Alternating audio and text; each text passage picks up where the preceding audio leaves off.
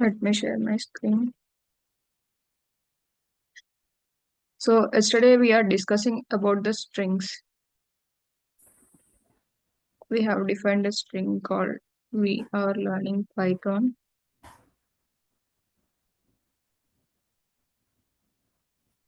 And we have converted this into lowercase, uppercase, and we have checked the length of this string. So there are more methods in this. Let us go through that. So in order to check the length of the string, we just have to do len of this variable name. And if you want to convert this to upper, st dot upper, and if you want to convert this to lower, it is st dot lower. Now we have some other methods as well. So if we want to capitalize in the sense we want to make first character of the each word as a capital letter. So then we have to do it c equal to st dot capitalize print c.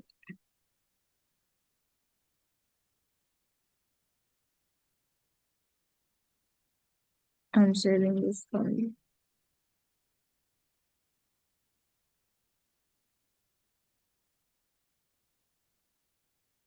Okay, now run this.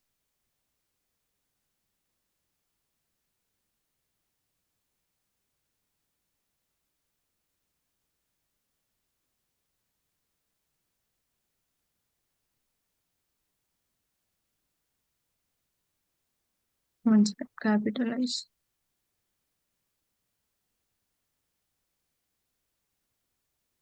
See, if it is giving any error, if you are trying to execute any method on that, and if you are not able to find it, if you look at the error, str object has no attribute capitalize. Did you mean capitalize? It will provide some suggestions. So sometimes we might miss spellings like that. We can, from the error log, we can see capitalize. It did not print anything. Let me directly print this. Print st dot capitalize. Oh,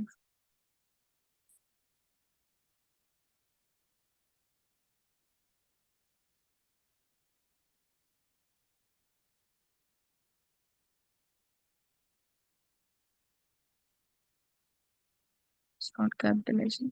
Okay.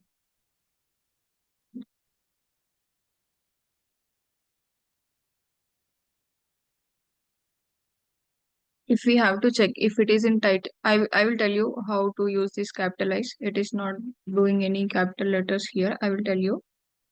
Now, if you want to check if this is in title case or not, then we have to go with is title st dot title case. 1 second.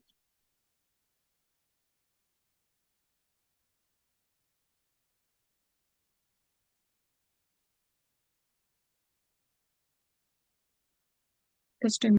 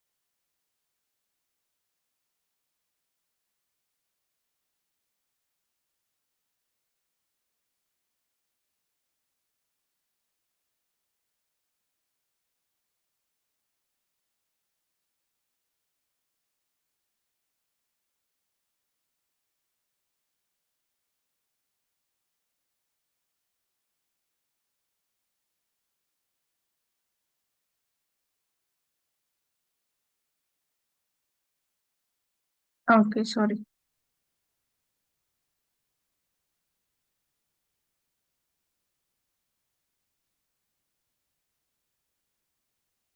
Okay. Again, we'll start here. A capitalize is used to capitalize the first letter of the sentence. Here it is already in capital letter. That is why it is not, we don't see any change here. It is already in capital letter. Now, if we change this to small letter and then run it, see, it is changed to capital letter now. So capitalize is to capitalize the first letter of the sentence or the first letter of the given string. Print st dot title case.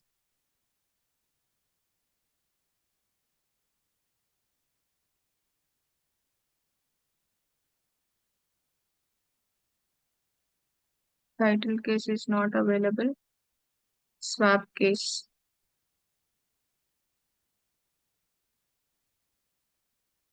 Swap case is to convert if it is in lower characters, it has to convert into upper characters. If it is in upper characters, it has to convert into lower characters. So see, everything is in uh, lower characters in the given string. The output is given as the upper characters. So if see here Python is capital letter in the given string, but in the out it is converted to small letter. So whatever the case is, it will do the opposite.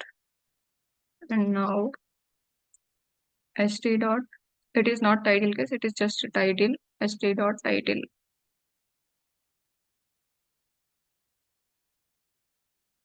So it will convert each letter of the word, I mean starting letter of the word into the capital letters. That is what st dot title will do. And then if there are any spaces before and after the string, and if we do the strip print st dot strip, so it will remove for any empty spaces before and after the characters. See, previously when we do capitalize swap case, title case, we have spaces before the string and after also there is a space, but we are not able to see that. But when we do the strip, the spaces were removed. So we have the L strip, R strip, so that it will trim only on the left side. If we want to trim only on the right side, we can go with these methods. L strip. So L strip stands for left strip.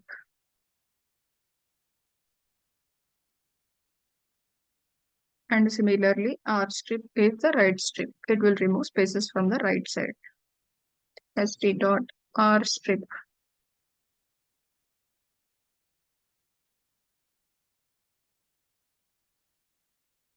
See, the first one is the strip method, which have removed spaces from both the sides. So the other side we are not able to see.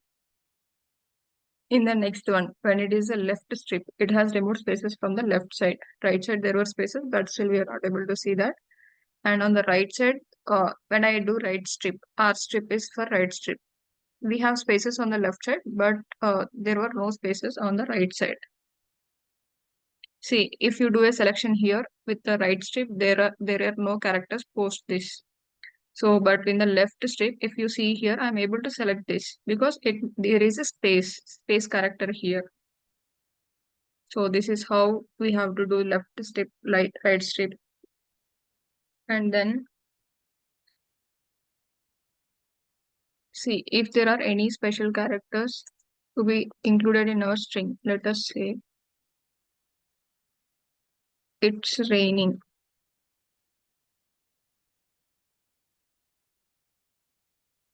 So if we want, let us say the string is also in single quotes.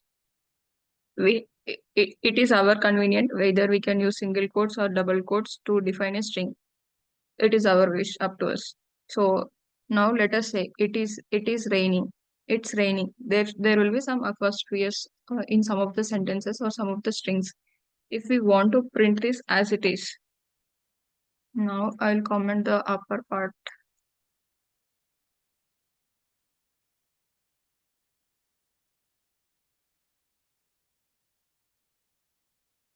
Yeah. So now let us see the syntax. syntax itself seems incorrect because there is two different colors. But if you see here, even before commenting also, it is all in same color, but it is in different color. It says unterminated string literal six detected at line 16. This is the line number 16. At this position, we have a syntax error. So if there are any special characters, if I mean not any special characters, if there is a single quote and we want this to be printed as it is, then it should be enclosed, the outer string should be enclosed in double quotes. Now let us print this. Print st1.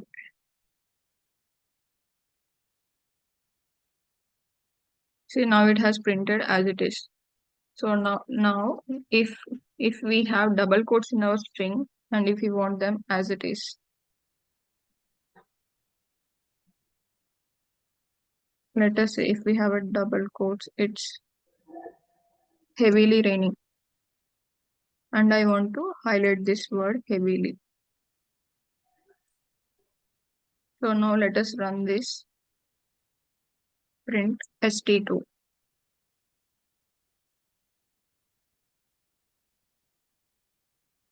It says Can again you use invalid. escape character Yeah, I'm instead going of to tell that. Yes, I'm okay. going to tell that. So here, instead of double quotes, we can use single quotes outside, and in between, we can use double quotes. So it has printed as it is. So if we don't want these quotes, irrespective of the quotes, it has to be printed as it is. In that case, we have to use backslash character.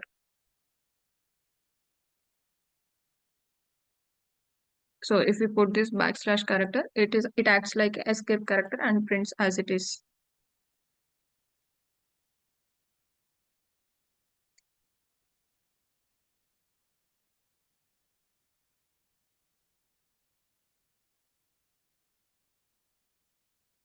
Let's see, even with the slash character or with the quotes, we are able to handle these type of situations. If there are any strings, I mean, any quotations or any symbols having a special meaning, if you want to escape that meaning, we have to do like this with a backslash. It acts like a escape character. Here, backslash is a escape character.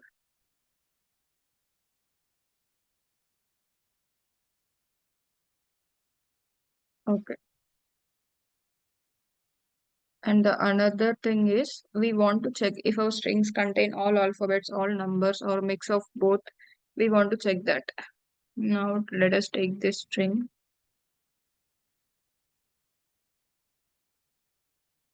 print. I will check if it is all numbers. Sorry, is alpha. Is alpha stands for all the alphabets, either uppercase or lowercase, any case. It doesn't matter. It will just print either true or false. See, it has given false. Is alpha. I have verified if all the characters in these are alphabets. All these are alphabets except that is a single quote and a space. Space is also considered as a special character. So that's why it is not all alphabets. Let us see if I will remove this special character, single quote, and then try it. Still it is a false because there is a space. I will remove this space. Now it is true. So space or any symbol is not considered as the alphabet. Next, we want to check if all the if the given string is all numbers. For that, it is there is a method each digit. Each digit will check if the given string is a contains all the numbers.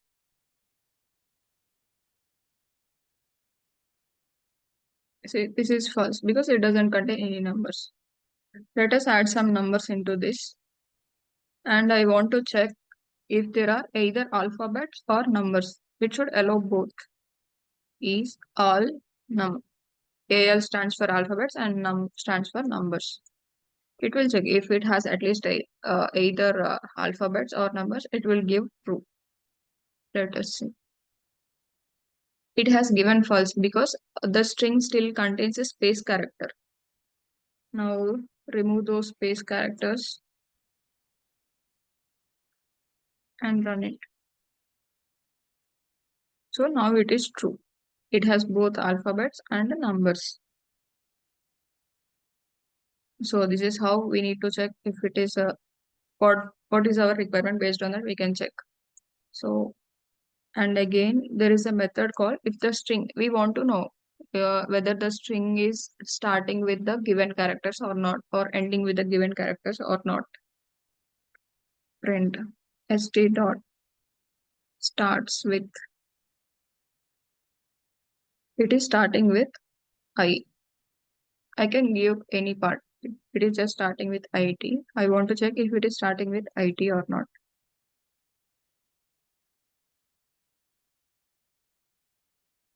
Here the string name is st1.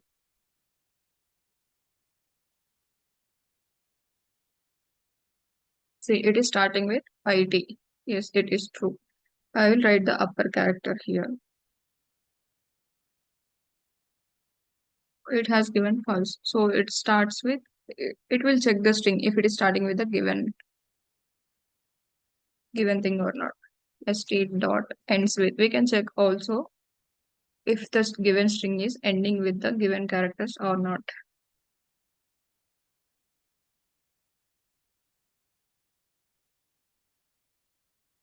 See, whatever the characters we are searching here, I mean, starts with, ends with. Since this is a string, we have to enclose or search it as a string, not as a number.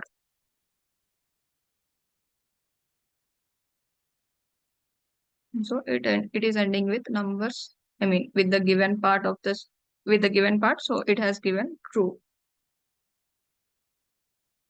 And next starts with, ends with.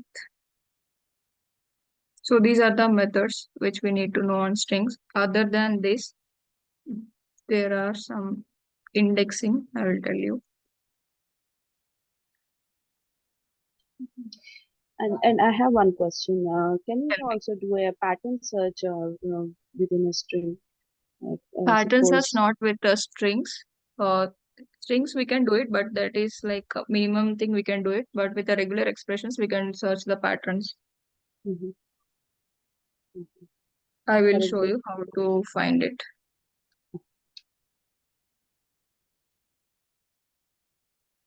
It's raining heavily for 2 hours. This is our given string. If we want to find something in this, let us say st1 dot find of. I want to find the word for. mhm. Let us see this. It is giving the position at 21st. I will tell you what this position is. Don't worry about this. It is counting the characters from the beginning, and Mhm. F is found at 21st position. Let us say if there are two more.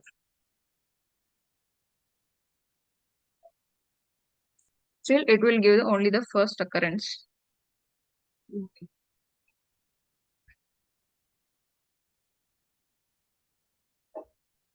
Or if you want to search in a given range of, in first let me tell you the index concept, then later I'll come to this.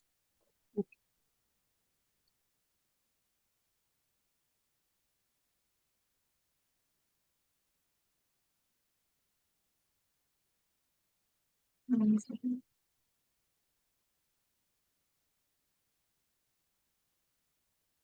So this is the given string. We know this length. Let us again check that length and length of st1. It will give the number of characters present in this. So it has total 36 characters. So if I want, in order to access any part of the string, we should be using indexes. In Python, either the string, list, tuple, these three can be accessed with the indexes. So if I want the first element in this string, I will do st1 of 0. 0 is the first index. I mean, first position is referred to as Right. 0th position and it is called index. These numbers are called index. I will print this.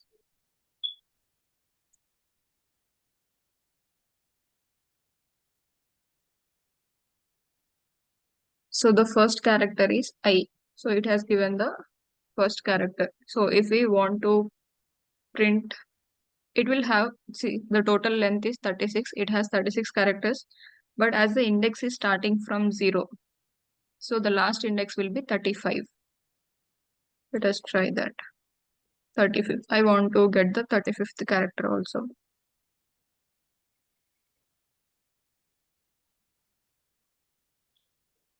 Sorry, this is ST1.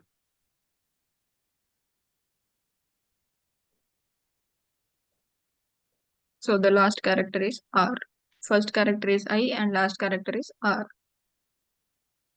So in between you can do 1, 2, 3, whatever the number you need, you can do that. And if we want a range of letters, I mean, I want from 5th index to 10th index, what are the characters available? So that we can do with slicing. That we call it as slicing. The first index, starting index, we have to specify, and ending index also we have to specify. So when I say 5th here, it will take only till 4th position because 0 is considered in the first position and it will print till 4th index. Let us try this. So here it has given 4 characters. So first index is 0, 1, this 3, 4. It will give only till 4th index because the last element is always exclusive in Python indexing. So if you don't specify the first position, if we don't specify the first position, and we can tell what is the last position, till what characters do we want, we can tell that. So if we do it like this, by default, it will take from the start of the string. By default, it will take from the first of the string. Now let us print that.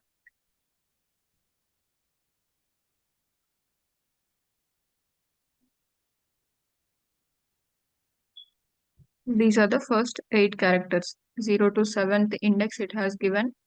So it has 7 characters. So again, and if we don't specify the last index, I can specify I want to start the indexing from 3. I want from the third character, and I don't specify the ending characters. So it will take till the end of, by default, it will take till the end of the string. See, the third character is, I mean, third index. When I say third character, it is third index. From third index, it has printed till the end of the string. So in any case, if we don't specify the start of the string or end of the string, it will take from the beginning until the end of the string. So I don't specify starting, ending, then it will give the whole string. It has given the whole string. And now we know that length of the string is 36. And we know that also we can access till 35. We can access the string till the index 35. In some cases, we don't know what will be the length of the string, but we want last character or last but one character or something like that. So if we want to access last characters, we have to go with minus index. The indexes will be negative. So in the right, in the left to right direction, the index starts from 0. In all are positive numbers. From left to right, it is positive. But if we want to print from right to left, the index will be negative and it will start with -1. If we want to print this R, either we can do ST1 of 35 or -1.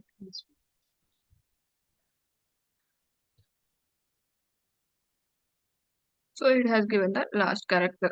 So now I want to print some -8 to -1. I want to print the characters from reverse.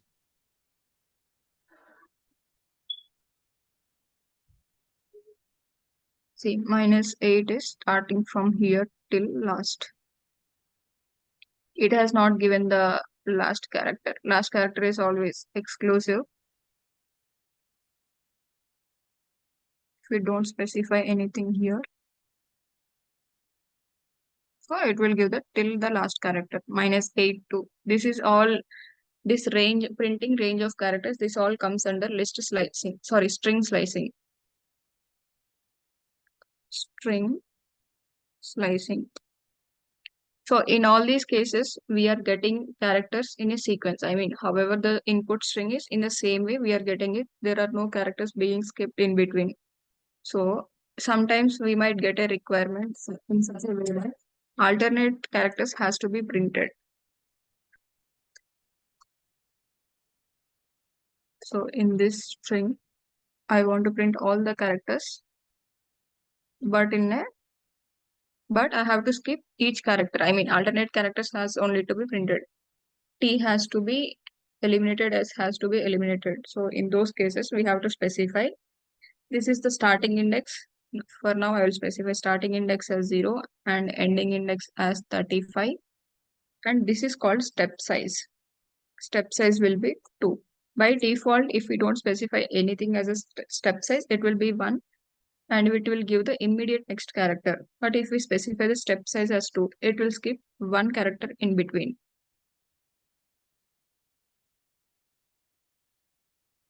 See, in the whole sentence, it has skipped the characters because I have specified from 0th index. So first character is I, it has printed, T is missing, it has printed this single quote, S is missing. Likewise, it has given from starting.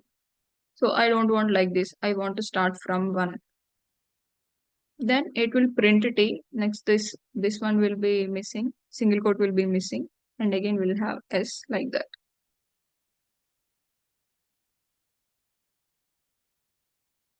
See, it has started from first index and missing this single quote, printing every alternate character from there. If we want to skip one character, we have to specify the number 2. If we want to specify more, if we want to skip 2, then we have to specify 3. If we want 3 elements to be skipped, we have to specify 4.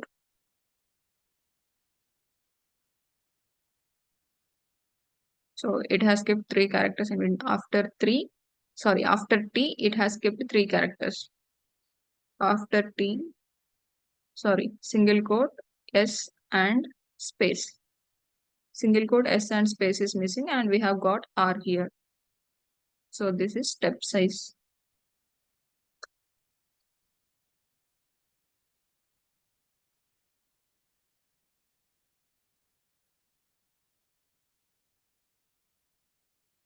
In inter, we need to reverse a string.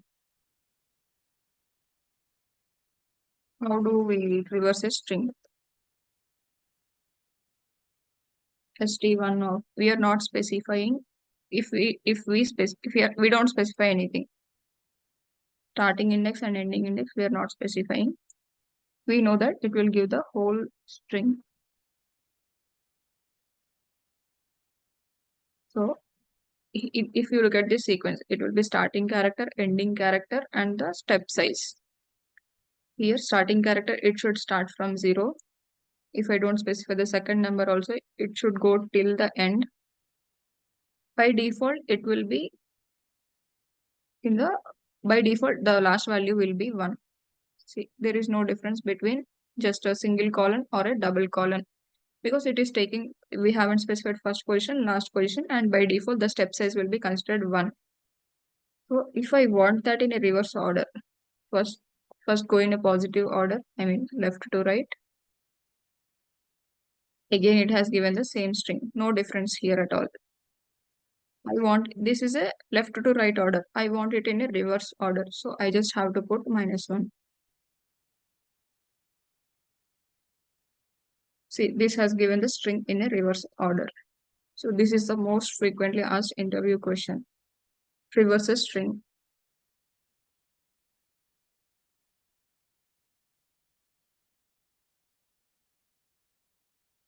Yeah, with the for loops also we can do that. I will explain you in the later when we come to for loops. For now, if we want to reverse a string, we should do it like this. Don't specify first character, don't specify last character, and then specify the order. In which order you want this.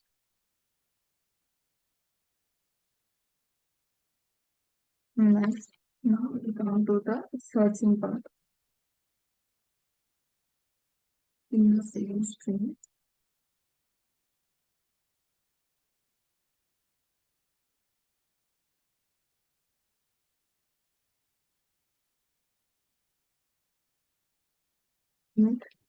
st1 dot find of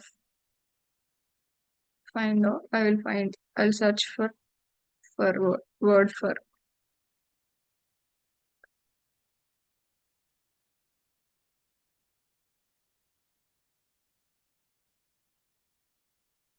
It has given the first occurrence, 21st position. It has given.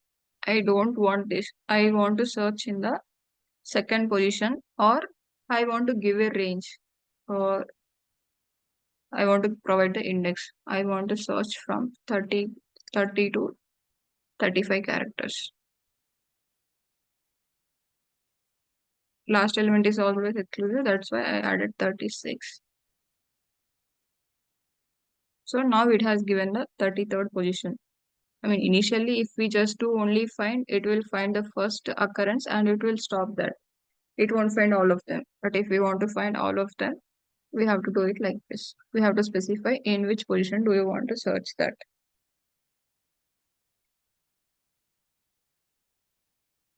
Next, there is also a method called dot index.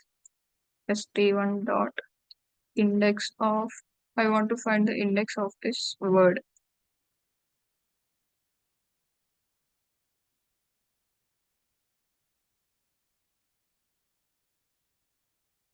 Will comment this.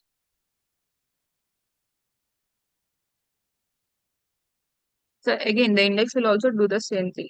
It will give the first occurrence of this uh, pattern we are searching for.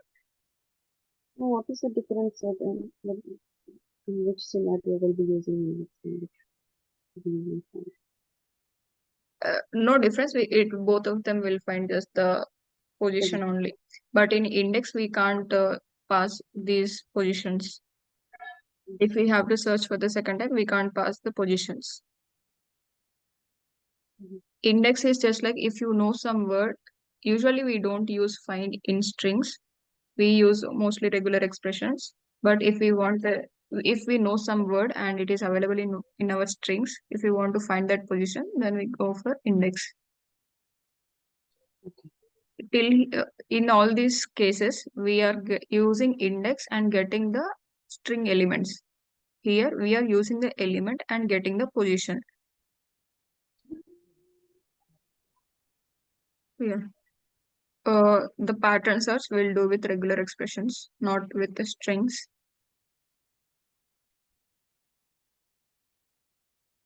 And now, if we want to split this string, I want this string to be splitted.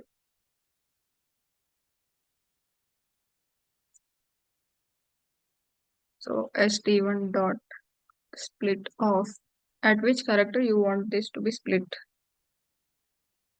I want to split this at a space character.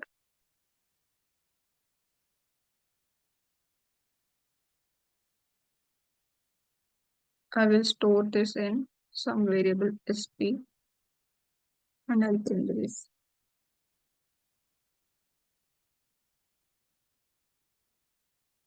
this character. So it is splitting at each space and giving the list of words. Yesterday I have told you there is a concept called list, data type called list in Pythons. I will cover that in detail later. But when we do split of the string at a given specified position, it will split like this. Comma separated values will be provided in a list if we split the string.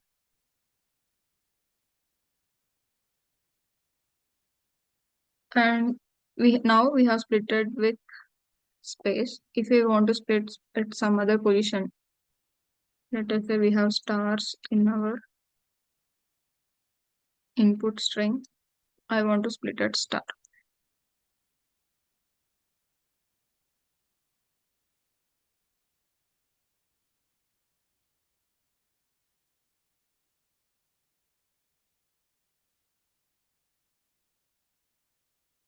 See, again, it has split at only star. Star we have after its and after heavily. So it has split at those positions, and those characters will be removed after this, after the splitting. You are not able to see the star here. But when you have split with a space character, it has given the star symbol, but not the space symbol. So we can split at whatever the required position. Next method we have is join. Join, it will be better if we cover it when dealing with string or list. So these are the methods available in strings. So with these methods, we'll be able to deal our daily activities. Now we'll move on to next concept.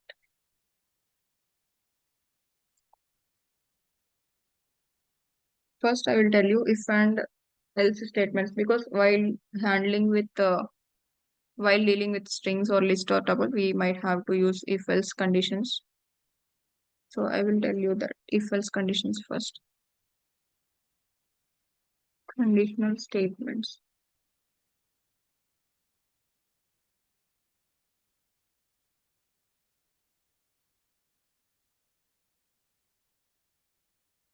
Conditional statements are if else.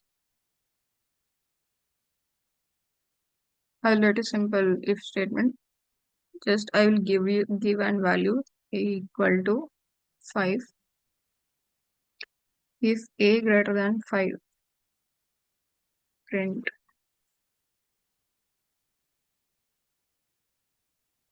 print a is greater than 5.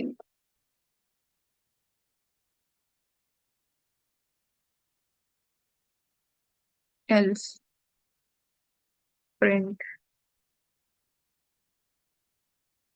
a is less than 5. These are the two possibilities with the value of a. If it is greater than 5, we have to print it as greater than 5, else less than 5. Now execute this.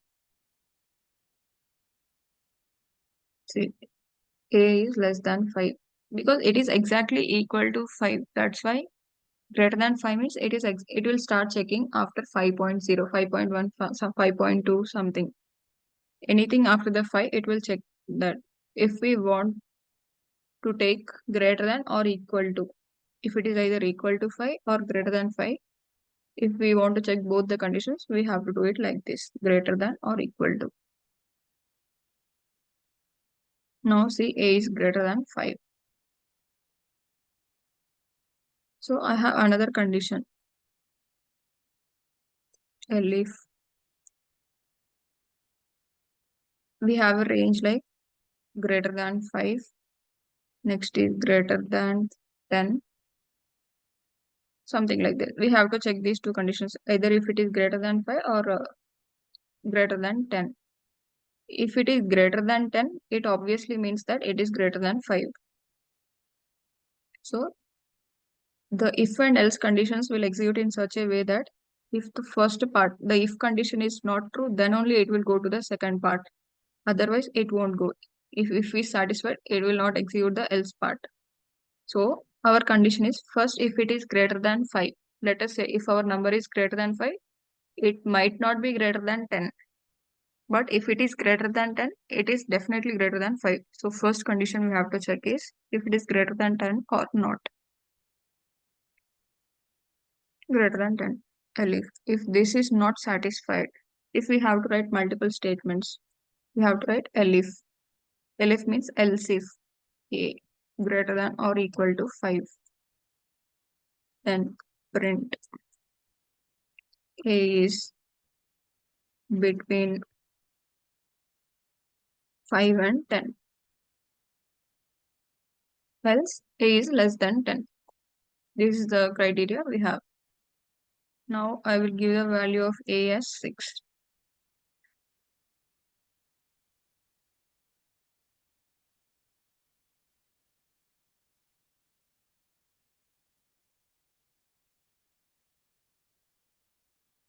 Okay, now the value of a is between 5 and 10. it is true. So otherwise, if we put it here first to 10, first to 5 and then 10 and have the same input, A value as 6. Ideally, it is between 5 and 10, but in this case, it will say that A is greater than 10.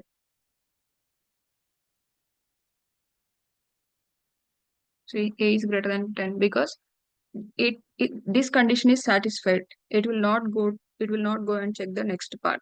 If and else conditions will work this way. First, only if the first condition is not satisfied, it will go to the next part.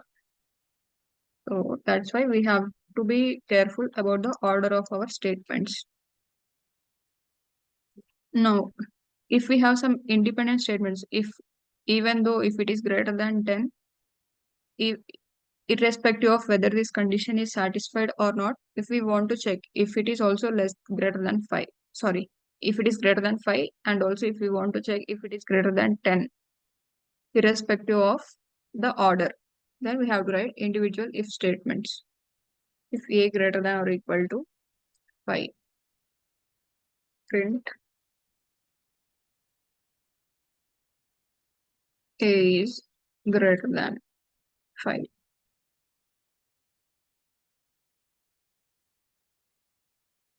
I don't want the else part. I just want to check if A is greater than 10. I am not writing any else part here. Again, I'm writing if condition. If A is greater than or 10, print A is greater than 10. I'll comment this.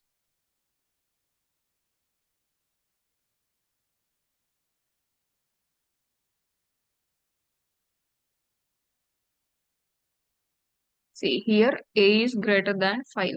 It is not greater than 10. So that's why this condition is not satisfied and did not enter into this block. I will give 16. 16 is greater than 5. It is true. And also 16 is greater than 10. It is also true.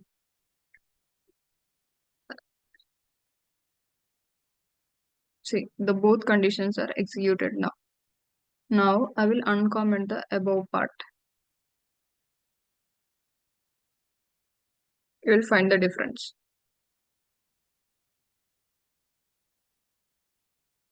See, A is greater than 10. It is 16. It is true. So it has printed only the first line. It did not go and check if it is greater than 5 or not. So this is the difference between individual if statements and if and elif statements. So it is not mandatory to have else statements for every if. It is optional. We can have it, or if we don't want, we can leave it, not an issue. So we can have any number of elif statements. If this condition is not satisfied, it will come to here. If this is also not satisfied, we can write as many as we want in the elif statements. If there is elif, then we should definitely have this else block. If we have elif and there is no else block, it will throw an error. Let us see. I will comment this else block.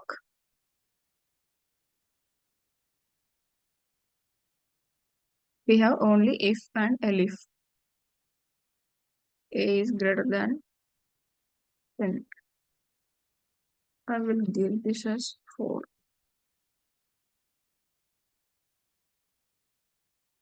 Okay, it won't throw any error, but it is a ideal practice to have else statement while writing elif. If we have elif, it is a better practice to write else statement as well. So elif is used if we have a multiple conditions. And if you observe here, after every if statement or elif statement or else statement, I am giving a space. This is a syntax. This is mandatory. After every if block, we have to if or any block in Python. If for a while, we'll get to know that later on. But for now, if there is any conditional statement, we have to put a semicolon. The syntax is if and the condition followed by colon. So after colon, there should be definitely a tab space here, tab space or 3 spaces. It depends on the text editor you are using. So if you look at here, I am just pressing enter. It will by default take our cursor to this position. So it is mandatory. Now I will remove this. I will place this here. You will see an error here. See expected and indented block after if statement on line 96. It is also highlighting the position. So it is mandatory that we should have a tab space after each block of code. If there are multiple lines to be executed in this part of code, I mean in this if block, if a greater than 10 is satisfied, I want to print some lines. I want to print some statements. Checking indentation.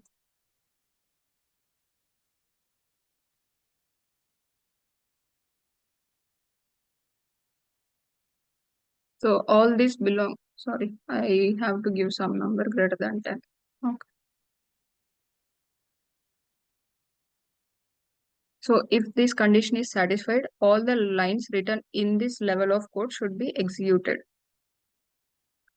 So after if block, if you write something here, print end of first condition, it will throw syntax error because these are these are attached statements. These are linked statements. If and elif else, these are all linked statements. One is linked with the another. So if we write it like this, it means that we are at the end of the if block, and the next part of the code will be executed as a separate block. But the separate code of block should not start with elif. If we have a elif, it means that there is if condition before to that. Now execute this. Say it says invalid syntax. So whatever you want to write, you have to write it here itself.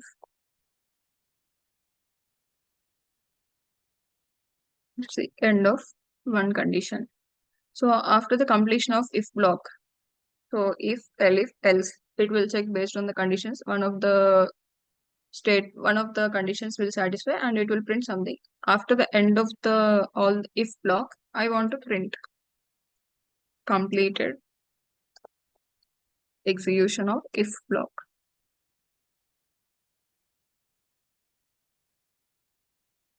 Now it will print without any issues. It will satisfy any of these conditions, and after the completion of that, it will print this statement.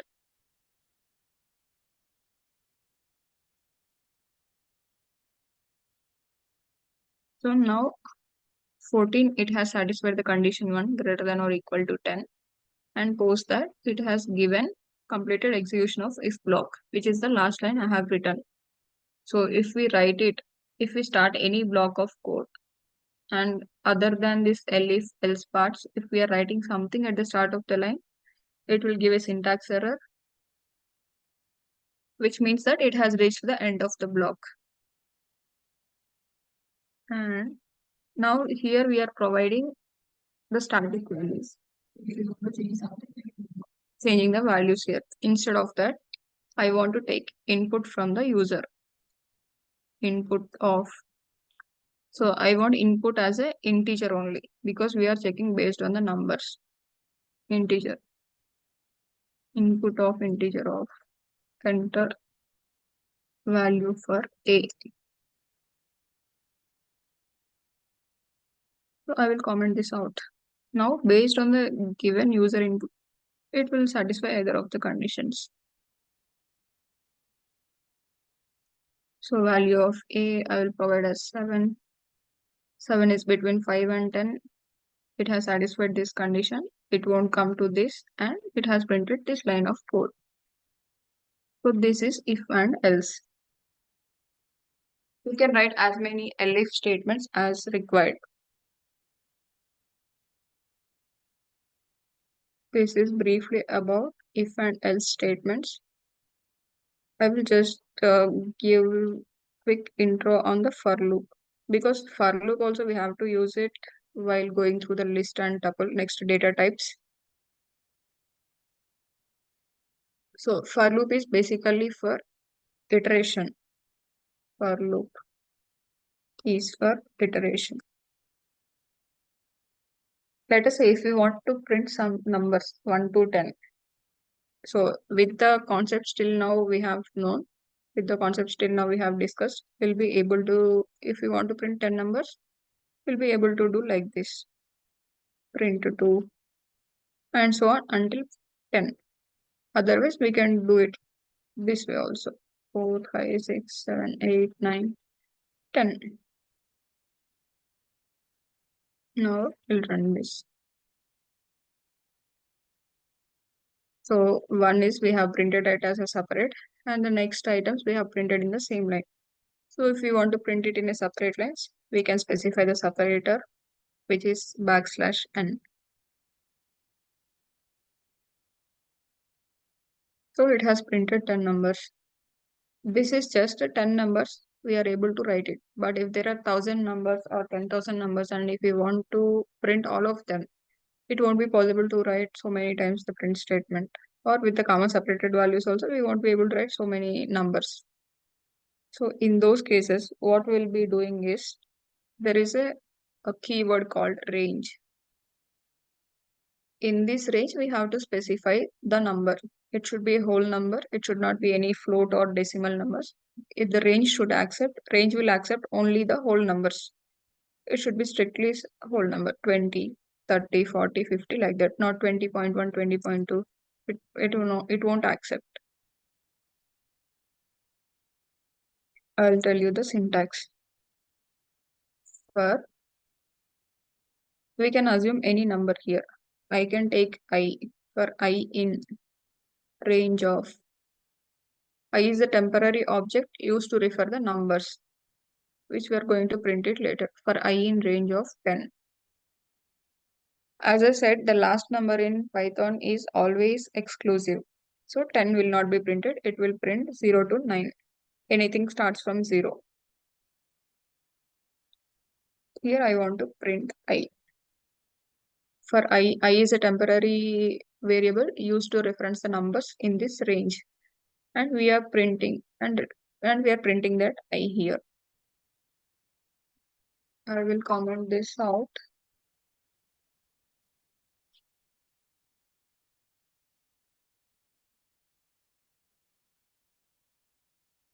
See, it has given the numbers from 0 to 9. If I want 10 also, I have to provide 11 here.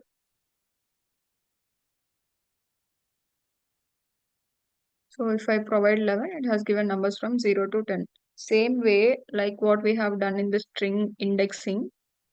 Here, if we don't provide anything as the starting number and we just provide one number, it will start from 0 and till -1. Whatever the range here it is given, till -1, it will print 0 to given number -1. So 0 to 10 it has given. Now I don't want to start from 0. I want the number to be started from 2. I have to specify like this. Now it will print from 2 to 10.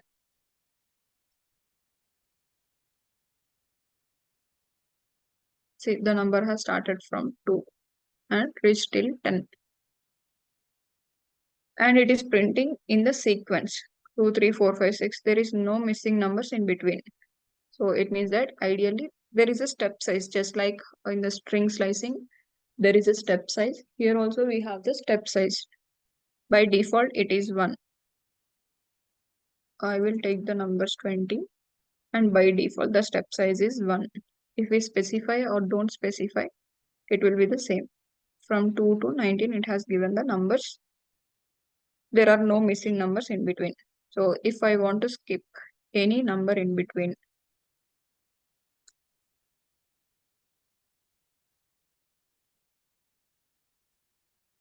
if I want to skip one number in between and I want to print alternate numbers, I have to do 2. If the number is 2, it will skip one character.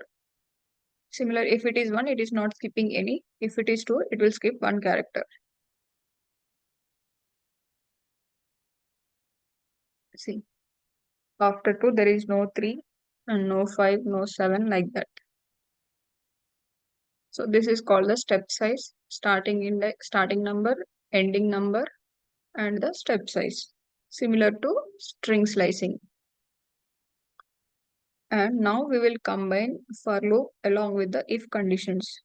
I want, see, our numbers should start from 0 till 21,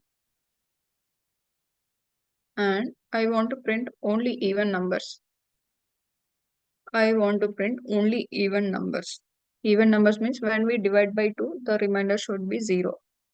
So yesterday we have discussed various types of operators, plus, into, minus, divided by, float, division, modulus. We have discussed various things.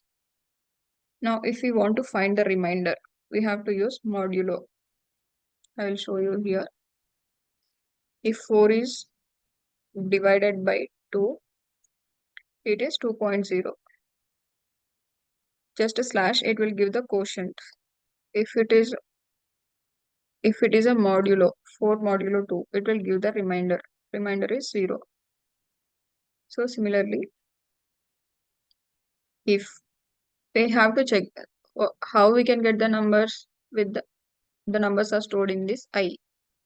So if I modulo 2, which with what number we have to divide? We have to divide with 2.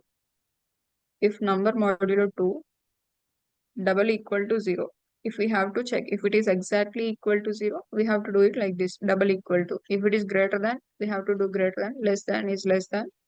If it is or condition, greater than or greater than or equal to, we have to specify like this. Now I am trying to exactly equal to. It should be exactly equal to 0.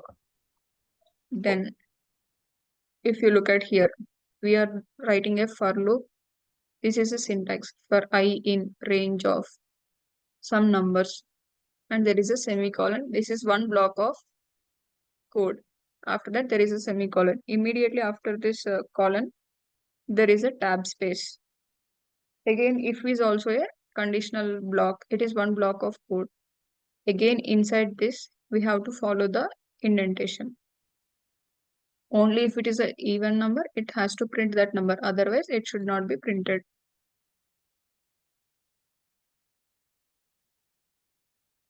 See, it has given only even numbers. So I wanted to check along with the even number, if the number is a multiple of 3. If it is an even number means the given number should be divided by 2 and remainder should be equal to 0. And if we want to see the multiple of 3, multiple of 3 means the given number should be divided with 3 and the remainder should be 0. So it should be an even number, and also that number should be divisible by 3 and remainder should be 0. Then print I, comma, multiple of 2 and 3. So if it is divided by 2 and 3, we can say that it is a multiple of 2 and 3. So if we want to check multiple conditions, it is an AND condition, and AND will become true if only both the conditions are satisfied. If one of the conditions are not satisfied, only if it is an even number and it is not getting divided by 3, it will not satisfy this condition. Now let us see. These two if statements are independent. These are not related, because this is if, it is not related to elif here. These are two independent statements and can be checked. So we will know from which statement which number is getting printed, because with this print statement, it is printing multiple of 2 and 3. Otherwise, it is just printing the number. See, 0 is a even number and it is a multiple of 2 and multiple of 3. Again, 1, it will, in the iteration, it will come 1. 1 is divided by 2, the remainder is not 0. This condition is not satisfied. Again, this condition is also not satisfied for 1. So no output for 1. And the number 2.